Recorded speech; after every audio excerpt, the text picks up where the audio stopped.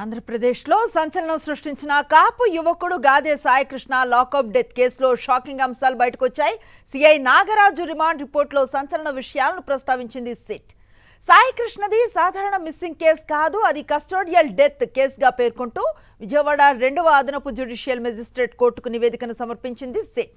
దీంతో court CI నాగరాజుకు 14 రోజుల remand విధించగా Rajahmundry central జైలుకు సిఐని తరలించారు. ఇదే అంశంపై కంప్లీట్ డీటెయిల్స్ అందిస్తారు మా కరెస్పాండెంట్ సతీష్. సతీష్ చెప్పండి. అనుశ్రీ, సంచలనం సృష్టించినటువంటి సాయికృష్ణ లాకప్ డెత్ కేసులో ఆ నిందితుడైనటువంటి సిఐ నాగరాజుకి 14 రోజుల పాటు రిమాండ్ విధిస్తూ ఆ విజయవాడ అదనపు మేజిస్ట్రేట్ కోర్టు కొద్దిసేపటి కిందటే ఆ తీర్పు వెల్లడించింది.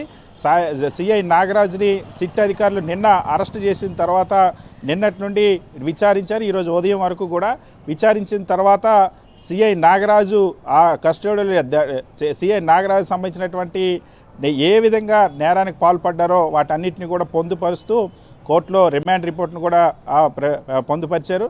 నాగరాజుని ఇవాళ కోర్టులో ప్రవేశపెట్టిన తర్వాత న్యాయమూర్తి ఆ ప్రభుత్వ తరపున న్యాయవాద వాదనలు విన్నారు. అదేవిధంగా ఆ ఛాంబర్లో ఆ సిఐ నాగరాజుతో కూడా మాట్లాడారు. సో మాట్లాడిన తర్వాత ఈ కేసుకి సంబంధించి ఆ ప్రభుత్వం సిట్ కోరినట్టు ఆ కోరిన విధంగా 14 రోజుల పాటు రిమాండ్ విధిస్తూ న్యాయమూర్తి తీర్పిచ్చారు. రాజమండ్రి సెంట్రల్ జైలుకి నాగరాజుని తరలించారు. అయితే ఇక్కడ ఈ కేసుకు సంబంధించి రిమాండ్ రిపోర్ట్లో చాలా సంచలనమైనటువంటి విషయాలు వెలుగులోకి వచ్చాయి. గత నెల రోజులుగా ఆ సాయికృష్ణ తల్లి అదేవిధంగా సాయికృష్ణ కుటుంబ సభ్యులు ఏం చెప్పారో అదంతా వాస్తవని దాదాపుగా సిట్టు తన రిమాండ్ రిపోర్ట్లో కూడా పేర్కొంది. ఎందుకంటే సాయికృష్ణకి సంబంధించినటువంటి కేసులో సిఐ నాగరాజు తీవ్రమైనటువంటి నేరాలకు పాల్పడ్డారని సిట్టు అభియోగాలు మోపింది. ఇందులో రిమాండ్ రిపోర్ట్లో వాటన్నిటిని కూడా స్పష్టం చేసింది. ఒకటి మే 6వ తేదీన ఒక NBW నాన్ బెయిలబుల్ వారెంట్కి సంబంధించి సాయికృష్ణని మార్కాపురం నుండి టాస్క్ ఫోర్స్ పోలీసులు తీసుకొచ్చినట్టుగా పేర్కొన్నారు. తీసుకొచ్చిన తర్వాత కృష్ణలంక సిఐ నాగరాజుకి అప్పగించినట్టు పేర్కొన్నారు. అయితే అది ఏ కేసులో NBW వారెంటో ఇంకా స్పష్టత రావాల్సినటువంటి అవసరం ఉంది. దానికి సంబంధించి వివరణ ఇవ్వలేదు అందులో. అదేవిధంగా తీసుకొచ్చిన తర్వాత 24 గంటల్లో కోర్టులో ప్రవేశపెట్టాల్సినటువంటి అవసరం ఉన్నప్పటికీ కూడా కోర్టులో ప్రవేశపెట్టకుండా కోర్టు ధిక్కరణకు సాయికృష్ణ పాల్పడ్డారని అందులో సిఐ నాగరాజు పాల్పడ్డారని అందులో పేర్కొన్నారు. అదేవిధంగా రెండోది సిఐ నాగరాజుకి కస్టడీకి అందించిన తర్వాత నుండి సాయికృష్ణ మిస్సింగ్ ఇప్పటివరకు కూడా కనిపించలేదు. సో సాయికృష్ణకి సంబంధించినట్టు ఆమె తల్లి చేసినటువంటి ఫిర్యాదు కానీ అదేవిధంగా ఈ కృష్ణలంక పోలీస్ స్టేషన్లో ఒక ఎస్ఐ సాయికృష్ణని చూసినట్టుగా తమ విచారణలో పేర్కొన్నారన్న అంశాన్ని చాలా స్పష్టంగా చెప్పారు. అంటే సాయికృష్ణ కృష్ణలంక పోలీస్ స్టేషన్ తీసుకురావడం నిజం, తీసుకొచ్చిన తర్వాత అక్కడ లాకప్లో ఉంచడం నిజం, విజయలక్ష్మి ఎవరైతే సాయికృష్ణ తల్లి చెప్పినట్టు అక్కడ లాకప్లో టార్చర్ పెట్టడం కూడా నిజం. సో ఈ అంశాలన్నింటినీ కూడా ధృవీకరించుకున్న తర్వాత సిట్టు అదే అంశాలన్నింటినీ కూడా పేర్కొంది. దాని తర్వాత సాయికృష్ణ చనిపోయిన తర్వాత సాయికృష్ణకి హింసించారు, సాయికృష్ణకి తీవ్రమైన గాయాలయ్యాయని కుటుంబ సభ్యులు చెప్పిన విషయాన్ని తల్లి ఇచ్చినటువంటి స్టేట్మెంట్ను కూడా రిమాండ్ రిపోర్ట్లో పేర్కొన్నారు. అంతేకాకుండా సాయికృష్ణకి సంబంధించిన ఎప్పుడైతే కృష్ణలంక పోలీస్ స్టేషన్ తీసుకొచ్చారో ఆ సమయానికి సంబంధించి ఈ కేసు మొత్తం ప్రారంభానికి సంబంధించి దాదాపుగా ఈ నెల రోజుల పాటు సీసీ ఫుటేజ్ మొత్తాన్ని కూడా ఉద్దేశపూర్వకంగానే సిఐ నాగరాజు డిస్ట్రాయ్ చేశారు, సిఐ నాగరాజు ఉద్దేశపూర్వకంగానే సాక్ష్యాలని ధ్వంసం చేశారు అన్నటువంటి అభియోగాలు కూడా మోపారు. సో ఇవన్నీ కూడా ఒక ఉద్దేశపూర్వకంగా చేశారు. అంతేకాకుండా ఇందులో మరొక అంశాన్ని కూడా వెల్లడించింది.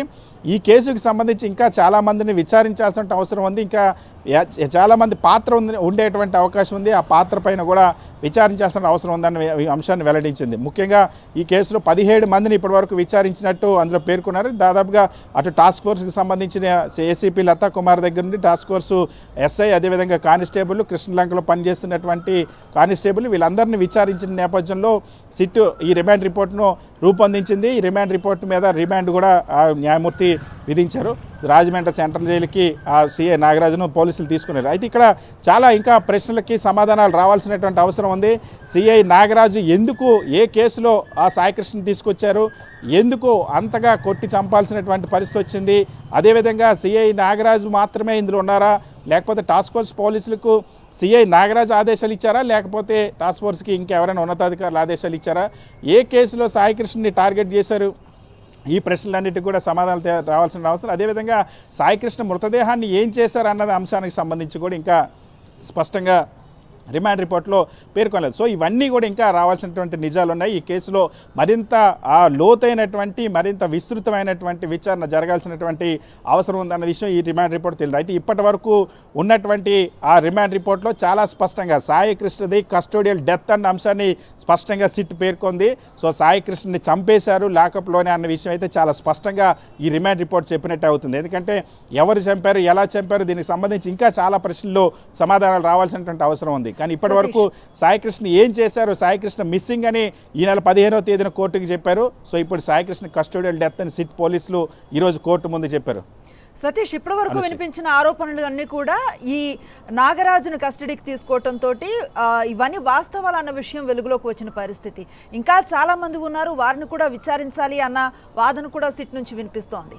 దీంట్లో కీలకమైన వ్యక్తులు ఎవరు, అసలు ఈ పరిణామాలకు దారితీసిన పరిస్థితులు ఏంటి అన్న విషయంలో ఏదైనా స్పష్టత వచ్చిందా అంటే ఏం చెప్తారు? వాటికి సంబంధించి ఇంకా స్పష్టత రావాల్సిన అవసరం ఉంది. ఎందుకంటే ఇప్పటికే సిట్ ఆ విచారణ కేవలం సిఐ నాగరాజు పాత్ర వరకు మాత్రమే ఇప్పుడు రిమాండ్ రిపోర్ట్లో పేర్కొంది. సిఐ నాగరాజు ప్రధానంగా 4 రకాల నేరాలకు పాల్పడ్డారు. ఒకటి కోర్టు ధిక్కరణ. ఫస్ట్ ఏదైతే సాయికృష్ణని వారెంట్ మీద తీసుకొస్తే ఖచ్చితంగా 24 గంటల్లో కోర్టులో ప్రవేశపెట్టాలి. కానీ ప్రవేశపెట్టకుండా కోర్టు ధిక్కరణకు పాల్పడ్డారు. తర్వాత సాయికృష్ణని కృష్ణలంక పోలీసులో పెట్టినట్టు, టార్చర్ పెట్టినట్టు ఆమె తల్లి చెప్పింది అన్న విషయాన్ని పేర్కొన్నారు. అదేవిధంగా ఒక ఎస్ఐ ఆ పోలీస్ స్టేషన్లో చూసినట్టు కూడా స్పష్టంగా చెప్పారు ఆ సమయంలో. ఆ తర్వాత ఎవరైతే టాస్క్ ఫోర్స్ పోలీసులు ఉన్నారో వాళ్ళు కూడా తీసుకొచ్చి సిఐ నాగరాజుకి అప్పగించామని చెప్పారు. అయితే సాయికృష్ణకి సంబంధించి అన్నిటికీ ముఖ్యంగా Krishnalanka police station CC photo ఎప్పుడైతే ధ్వంసం చేశారో ఇక్కడ సిఐ నాగరాజు పాత్ర చాలా క్లియర్గా ఎస్టాబ్లిష్ అయింది. అయితే ఇందులో చాలా కోణాలకు సమాధానాలు రావాల్సిన అవసరం ఉంది. అసలు ఏ కేసులో సాయికృష్ణని టార్గెట్ చేశారు, ఏ కేసులో సాయికృష్ణని తీసుకొచ్చారు, ఎవరు ఆదేశిస్తే సాయికృష్ణని తీసుకొచ్చారు. ఇంకొకటి, ఒకవేళ పోలీస్ టార్చర్లో చనిపోతే ఖచ్చితంగా ఉన్నతాధికారులకు తెలియకుండా ఎలా ఉంటుంది, ఉన్నతాధికారులకు చెప్తే వాళ్ళు ఏం చెప్పారు, ఉన్నతాధికారులు ఎందుకు దీనిపైన యాక్షన్ తీసుకోలేదు, ఉన్నతాధికారులు మొదట కేవలం వీఆర్కే పంపించేటువంటి ప్రయత్నం చేయడం, తర్వాత సస్పెండ్కే పరిమితం చేయడం, ఆ తర్వాత ఆ కుటుంబ సభ్యుల ఆందోళన కానీ ప్రతిపక్షాల ఆందోళన చేసిన తర్వాత ఎఫ్ఐఆర్ నమోదు చేయడం, తర్వాత సిట్ వేయడం. సో ఇంత నిర్లక్ష్యం అనేది చాలా స్పష్టంగా యావత్ పోలీస్ డిపార్ట్మెంట్, అదేవిధంగా బాడీకి సంబంధించి ఖననానికి సంబంధించినటువంటి అనుమానాలు కూడా చాలా ఉన్నాయి. స్వర్గపూర్లో ఏం జరిగింది అన్నది, అదేవిధంగా ఆర్టీసీ బస్ స్టాండ్లో ఏం జరిగింది అన్నది, ఈ అంశాలన్నిటికీ కూడా ఇంకా సమాధానాలు రావాల్సిన అవసరం ఉంది. సిట్ ప్రస్తుతానికి వేటిని కూడా ఇంకా స్పృశించలేదు. ఈ రిమాండ్ రిపోర్ట్లో ఇప్పటి వరకు కేవలం సిఐ నాగరాజ్ అయితే ఖచ్చితంగా 1 కోర్టు ధిక్కరణకు పాల్పడడం, 2 మిస్సింగ్ కేసులో ఉన్న అతనికి అప్పగించినటువంటి సాయికృష్ణ కనిపించకపోవడం, 3వది కస్టోడియల్ డెత్ జరగడం, 4వది సాక్ష్యాలను ధ్వంసం చేయడం. సో ఈ అంశాలు చాలా క్లియర్గా ఎస్టాబ్లిష్ అయ్యాయి కాబట్టి నేరానికి పాల్పడినట్టు నిర్ధారించుకున్నట్టు సిట్ తెలిపింది. సో ఇందులో ఇంకా చాలామందిని విచారించాల్సిన అవసరం ఉందని చాలా స్పష్టంగా అందులో పేర్కొంది కాబట్టి సో ఈ విచారణ ఇంకా కొనసాగనుంది. ఈ కేసు ఇది కేవలం మొదటి అడుగు మాత్రమే. దీని వెనక చాలా పెద్ద క్రైమ్ స్టోరీ ఉంది. దాన్నన్నింటినీ కూడా ఛేదిస్తుందా లేదా సిట్ అనేది చూడాలి. రైట్ సతీష్, మీరు అన్నట్లుగా మొదటి నుంచి కూడా నెల రోజుల నుంచి తిరుగుతున్నా తన బిడ్డకు సంబంధించిన వివరాలు చెప్పట్లేదని సాయికృష్ణ తల్లి ఆరోపిస్తూ వచ్చారు. అలాగే నాగరాజును వెనకేసుకు వచ్చే ప్రయత్నమే ప్రభుత్వం కానివ్వండి, వ్యవస్థ కానివ్వండి చేస్తూ వచ్చిన పరిస్థితి కనిపించింది. దీని వెనక ఇంకా కీలకమైన వ్యక్తులు కొంతమంది ఉన్నారన్న ఆరోపణలు కూడా ఇంకా సజీవంగానే ఉన్నాయి. ఎవరు ఈ విచారణలో నెక్స్ట్ ఏం జరగబోతుంది అంటే ఏం చెప్తారు? ఖచ్చితంగా ఇందులో స్పష్టంగా నెక్స్ట్ విచారణ జరగాల్సినటువంటి అంశాలు ఉన్నాయి. ఎందుకంటే సిఐ నాగరాజుకి ఎవరు ఆదేశించారు, అదేవిధంగా ఏ కేసులో ఆదేశించారు, ఆ కేసు ఏంటి, అసలు ఏ కేసులో ఎన్బిడబ్ల్యూ వారెంట్లో తీసుకొచ్చారు, సాయికృష్ణకి సంబంధించినటువంటి పోలీస్ స్టేషన్లో ఏం జరిగింది, బయటికి తీసుకెళ్లారన్నట్టు ఆరోపణలు ఉన్నాయి. అవి నిజమా కాదా నిర్ధారించాల్సిన అవసరం ఉంది. ఒక హోటల్లో పెట్టి టార్చర్ పెట్టారన్నారు, అంత ప్రత్యేకమైనటువంటి శ్రద్ధ తీసుకోవాల్సినటువంటి అవసరం ఏంటి, అది నిజమా కాదనేది కూడా విచారించాల్సినటువంటి అవసరం ఉంది. అదేవిధంగా అది జరిగిన తర్వాత కూడా ఉన్నతాధికారులకు తెలియలేదు అన్నది పచ్చి అబద్ధం. ఉన్నతాధికారులకు కూడా తెలుసు. ఎందుకంటే ప్రతి పోలీస్ స్టేషన్లో అసలు వారెంట్ మీద తీసుకొస్తే ఖచ్చితంగా దానికి సంబంధించిన సమాచారాన్ని రికార్డ్ చేయాల్సిన అవసరం ఉంటుంది.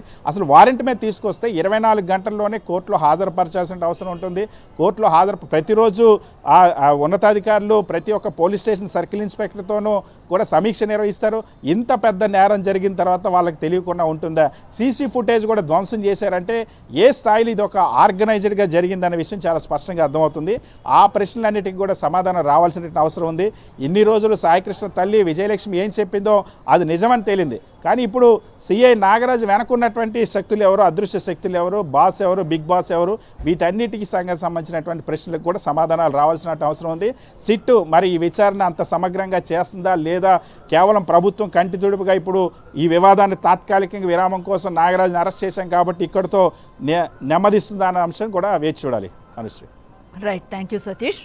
ఆంధ్రప్రదేశ్లో సంచలనాన్ని సృష్టించిన కాపు యువకుడు గాదే సాయికృష్ణ లాకప్ డెత్ కేసులో షాకింగ్ అంశాలు బయటకొచ్చాయి. సిఐ నాగరాజు రిమాండ్ రిపోర్ట్లో సంచలన విషయాలను ప్రస్తావించింది సిట్. సాయికృష్ణది సాధారణ మిస్సింగ్ కేసు కాదు, అది కస్టోడియల్ డెత్ కేసుగా పేర్కొంటూ విజయవాడ 2వ అదనపు జ్యుడిషియల్ మెజిస్ట్రేట్ కోర్టుకు నివేదికను సమర్పించింది సిట్. దీంతో కోర్టు సిఐ నాగరాజుకు 14 రోజుల రిమాండ్ విధించగా రాజమండ్రి సెంట్రల్ జైలుకి నాగరాజును తరలించారు. అంతకుముందు దర్యాప్తులో వెలుగు చూసిన పలు కీలక అంశాలను కోర్టుకు వివరించారు సిట్ అధికారులు. మే 6న మార్కాపురంలో టాస్క్ ఫోర్స్ పోలీసులు సాయికృష్ణను అదుపులోకి తీసుకున్నట్లుగా సిట్ అధికారులు న్యాయస్థానానికి తెలిపారు. సాయికృష్ణపై నాన్ బెయిలబుల్ వారెంట్ ఉన్నప్పటికీ చట్ట ప్రకారం కోర్టులో హాజరు పరచలేదన్నారు. ఇక కోర్టు ధిక్కరణ కిందకు ఇది వస్తుందని పేర్కొన్నారు. మరిన్ని అప్డేట్స్ కోసం ఛానల్ ను సబ్స్క్రైబ్ చేయండి. నోటిఫికేషన్స్ కోసం బెల్ ఐకాన్ పై క్లిక్ చేయండి.